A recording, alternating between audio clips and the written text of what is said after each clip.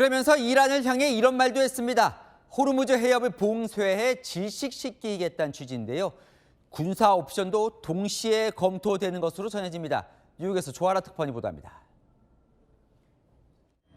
도널드 트럼프 미국 대통령이 이란이 핵무기 포기에 나설 때까지 호르무즈 해협 봉쇄 해제는 없다는 뜻을 재차 밝혔습니다. How long are you prepared to maintain the blockade? Well, the blockade is genius. That's all they have to do. Just say, we give up. We give up. 트럼프는 언론 인터뷰에서 봉쇄가 폭격보다 더 효과적이라며 당장 군사 공격에 나서는 대신 경제적 압박을 극대화하는 전략을 전면에 내세웠습니다. 트럼프는 최근 정유업계 임원들을 만난 자리에서 해상 봉쇄를 수개월간 지속하는 방안도 논의한 것으로 알려졌습니다. 미 중부사령부는 지금까지 42척을 차단해 6,900만 배럴, 약 9조 원 규모의 원유 수출을 차단했다고 강조했습니다. 다만 이란이 끝내 핵협상에 나서지 않을 경우 협상의 판을 깰 수 있는 군사적 옵션도 거론되고 있습니다. 미 정치 전문 매체 엑시오스는 소식통을 인용해 중부사령부가 이란에 대한 짧고 강력한 공습 계획을 준비했으며 트럼프 대통령에게 브리핑할 것이라고 보도했습니다. 또 극초음속 미사일 다크이글의 중동 배치를 추진한다는 보도도 나왔습니다. 다크이글은 사거리 약 2,700km에 음속의 5배가 넘는 속도로 비행하며 요격을 피하는 기동까지 가능한 차세대 전략 무기입니다. 이란이 탄도미사일 발사대를 후방으로 이동시키자 사거리가 더 긴 미사일로 공격하려는 의도로 풀이됩니다. 뉴욕에서 채널A 뉴스 조아라입니다. 네, 트럼프 대통령이 해상 봉쇄의 장기화 가능성을 내비쳤습니다. 비슷한 시각 미 중부사령부도 선박 납포 영상을 포함한 전략 무기 영상을 공개하면서 이란을 압박하고 나섰습니다.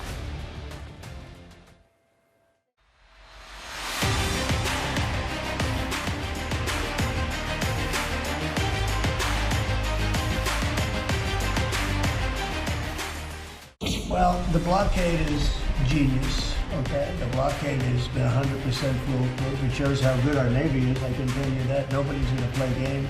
At this moment, there will never be a deal unless they agree that there will be no nuclear weapons.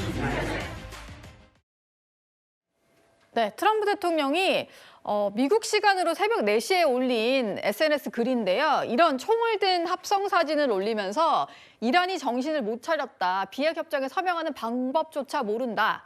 그리고 더 이상 착한 사람은 없다. 이런 글을 올렸습니다. 문성무 센터장님, 네. 이란을 향해서 조금 더 강한 압박을 한 게 아닐까 싶은데 어떤 의미의 사진일까요? 예, 저도 그렇게 생각을 합니다. 새벽 4시 올린 거 보면 잠이 잘 안 오는지 잠이 줄었는지 예. 아마 그런 느낌이 드는데 네.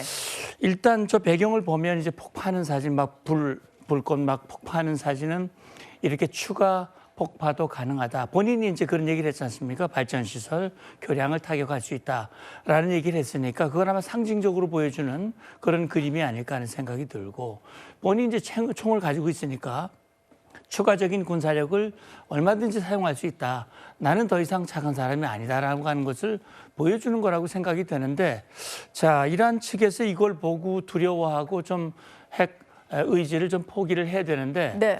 이 그림만 보고 아마 이란이 포기할 것 같지는 않습니다. 워낙 트럼프 대통령이 이런 그 최후 통첩이라는 그런 이야기들을 그동안 많이 했고 굉장히 강압적인 그런 언급을 했기 때문에 이것이 뭐 어느 정도 효과가 있을지는 모르겠습니다만 어쨌든 본인 입장에서는 비핵화 협정에 서명을 해야 상황이 끝나는 거다. 이 상황을 빨리 파악해라. 더 안 좋은 상황이 기다리고 있다라고 하는 것을 보여주려는 그런 SNS라고 생각을 합니다. 예. 그리고 호르무즈 해협 봉쇄를 더 길게 가져갈 거다라는 점도 강조를 했는데요.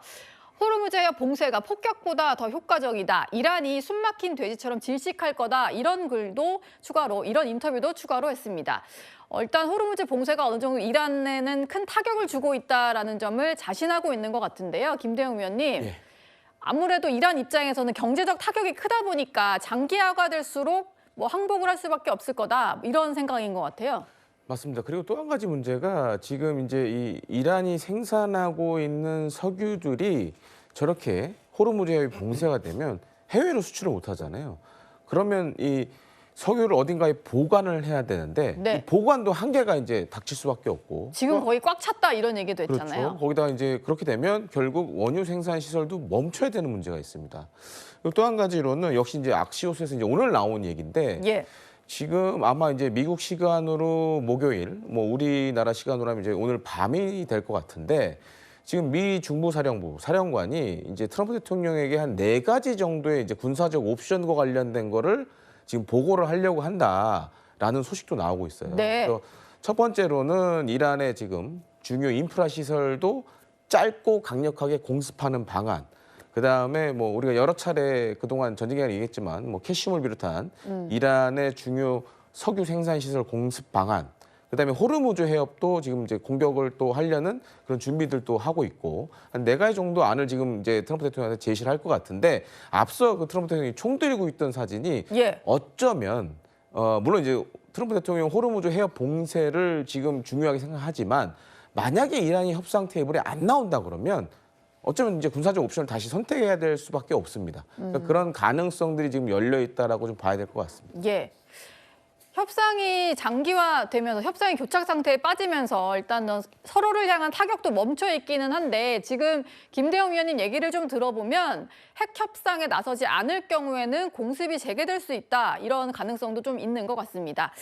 그리고요 중동에 파견했던 항공모함 세대 가운데 한 대가 일단 빠진다는 얘기가 있는데 이게 뭐 철구는 아닌 것 같고 여러 가지 좀 의미가 있는 것 같아요. 저희가 여러 번 짚어드렸었던 여러 가지 함들이 지금 이렇게 호르무즈 해협 중심에 모여 있는데 포드함이 곧 복귀를 할 거다 이런 얘기가 전해집니다. 문성무 센터장님, 네. 그건 어떤 의미가 있는 건가요? 예, 그러니까 이제 항공모함이라고 하더라도 1년 내내 떠 있을 수는 없는 거거든요. 예. 일정 기간 작전을 하고 나면 다시 육상으로 복귀해서 정비를 하고 또 거기에 승무한 요원들도 좀 휴식도 취해야 되고 여러 가지 그런 그 교대 시간이 필요하거든요.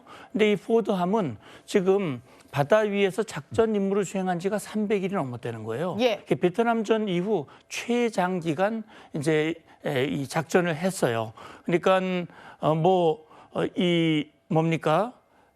금년 연초에 베네수엘라 그 작전에도 참전을 했었고 네. 다시 중동으로 와서 여기는 참전하다가 지금 그 세탁시에 불이 나가지고 불도 나고. 한 600명 정도가 침실을 잃고 굉장히 어려운 상황에 있다가 이제 크로아티아에서 간신히 좀 보수를 하고 다시 투입이 됐거든요. 그러나 사실 전투력 발휘가 쉽지 않죠. 그렇기 때문에 지금 아마 이렇게 3척이 중동 지역 대이란 작전에 투입된 것은 사실 이라크전 이후에 처음이고요. 그런데 아마 지금 상황에서는 휴전 상황이고 추가 공습을 한다 하더라도 지금 포드함은 일단 복귀하는 것이 오히려 낫다라는 그런 판단을 한 것 같고요. 예. 그렇다고 해서 군사 옵션을 포기했다 이렇게 보기는 아직은 이르다고 봅니다. 네. 뭐 부시함, 링컨함이 다 남아있기 때문에 아무래도 협상 상황을 봐서 이 함들의 어떤 작전이 진행이 되지 않을까 싶습니다.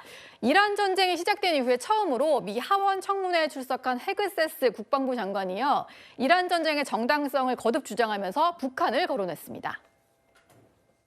They had not given up their nuclear ambitions, and they had a conventional shield of thousands of missiles. It's the North Korea strategy. Everybody thought North Korea shouldn't have a weapon. Under the Clinton administration, they gathered so many ballistic missiles that their ballistic missile shield allowed them to blackmail the region and the world. 네, 헤그세스 장관이 이런 얘기했는데 당시에 북한이 또 탄도미사일을 대량 확보하고 있었고 현재 이란 상황도 똑같다. 이란을 그대로 둔다면 북한처럼 될 거다. 이런 논리로 전쟁의 정당성을 좀 강조를 한 겁니다. 김대영 위원님, 예. 북한 얘기한 거를 보니까 이란도 곧 핵 개발 임박을 했고 예. 어떻게든 우리가 전쟁에 임할 수밖에 없었다. 이런 점을 꽤 강조를 하더라고요.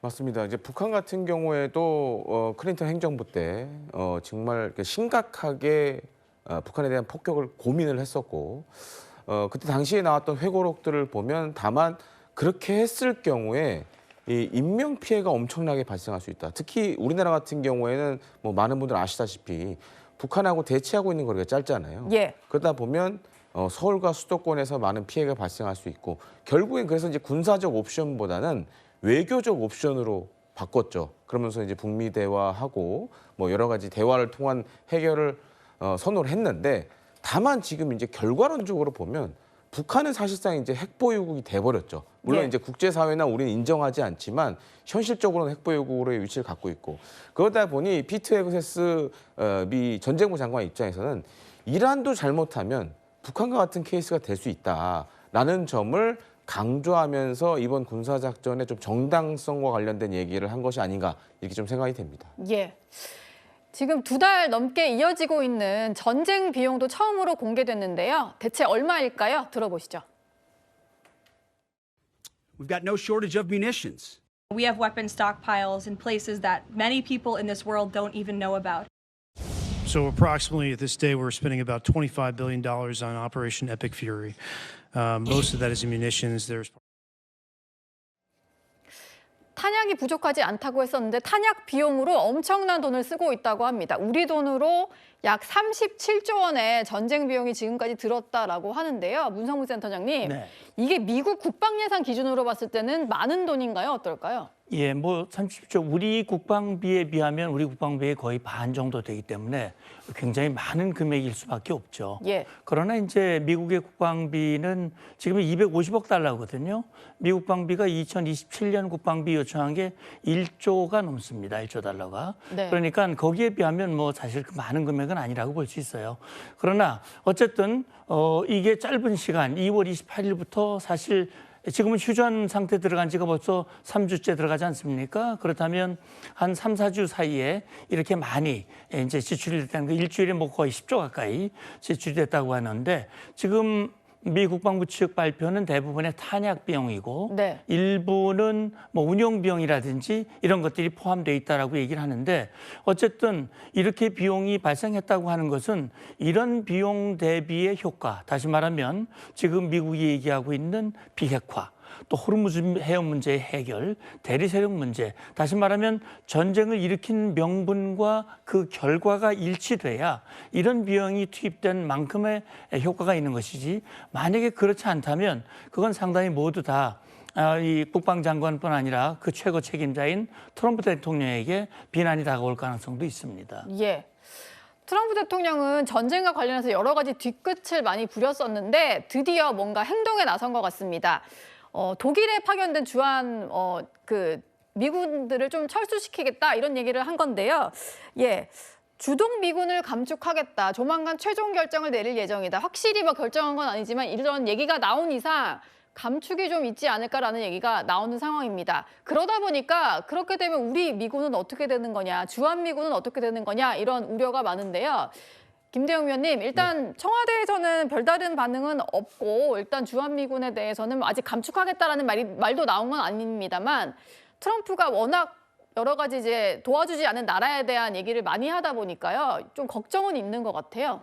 뭐 충분히 그럴 수 있다라고 생각이 되는데 사실 트럼프 2기 행정부가 출범하면서 해외 미군 감축 순위 가운데 가장 우선순위로 뒀던 게 주동 미군이었습니다. 예. 왜 그러냐면 지금 이제 트럼프 2기 행정부는 유럽보다는 인도 태평양 지역의 전력을 재정비하는 것과 미 본토의 전력 재정비를 핵심으로 두고 있습니다. 그래서 이 독일에 있는 일부 지상군 병력을 미 본토나 혹은 인도 태평양 지역으로 다시 재배치하겠다라는 거를 그동안 이제 수차례 얘기를 해왔어요. 예.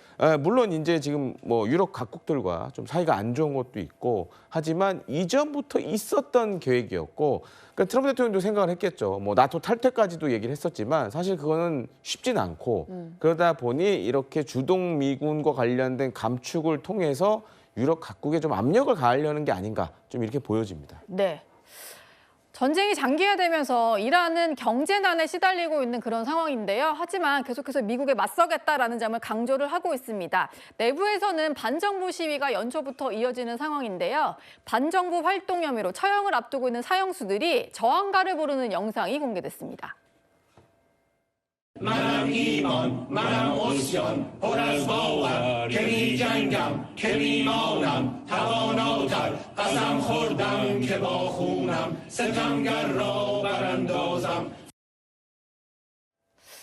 저게 이란의 여론전일 수도 있겠다 이런 생각은 듭니다만 미국이 짧고 강력한 공격 재개를 검토한다 이런 보도가 좀 나오는 상황에서 이란도 우리도 단호한 응징에 나서겠다 이렇게 얘기는 하고 있는 그런 상황입니다. 문성무 센터장님, 네. 뭐 말만 이렇게 오가는 게 뭐 꽤 장기화돼 있는 상황이긴 합니다만 공습이 좀 재개될 수 있다는 우려도 나오는 것 같아요. 네. 방금 뭐 김대영 의원도 지금 중부사령부가 대통령에게 몇 가지 선택지를 놓고 보고를 하고 있다고 그랬거든요. 예. 그러니까 지금 두 가지 이중 전략이 지금 진행되고 있는 겁니다. 하나는 경제적 분노라 그래가지고 대이란 항구 봉쇄와 이란으로 들어가는 돈의 흐름을 차단하는 겁니다. 그렇게 해서 그걸 이제 어떻게 보면 경제적인 목줄을 조이는 것과 함께 예. 한편으로는 군사적인 압박 작전을 함께 진행하고 있는 것이죠. 그런데 이란도 사실은 지금 미국이 봉쇄 작전을 취하고 대부분의 미국의 함정들이나 이런 것들이 이란이 가지고 있는 미사일 사거리 안에 들어가 있거든요. 예. 그럼에도 불구하고 그동안 공격을 안 했단 말이죠. 안 한 건지 못 한 건지 아마 했을 때는 얻어맞을 그 가능성이 훨씬 높기 때문에 안 했지만 사실 지금 방금 화면에서 보셨듯이 내부가 흔들리고 있고 상당히 불만을 가지고 있기 때문에 이걸 좀 다독거리고 단합을 위해서는 뭔가 군사적인 강력한 조치를 취하는 것이 그들에게 도움이 된다라고 하는 판단이 됐을 때는 군사적인 행동을 할 가능성도 있거든요. 그렇게 되면 지금은 휴전이지만 다시 군사적 충돌로 이어질 가능성은 현재는 열려 있다고 봐야 될 겁니다. 예. 전쟁이 참 장기화되고 있는데 협상을 이어갈 건지 아니면 정말 다시 세게 맞붙을 건지 그 기로에 놓여 있는 것 같습니다. 다음 순위로 넘어갑니다.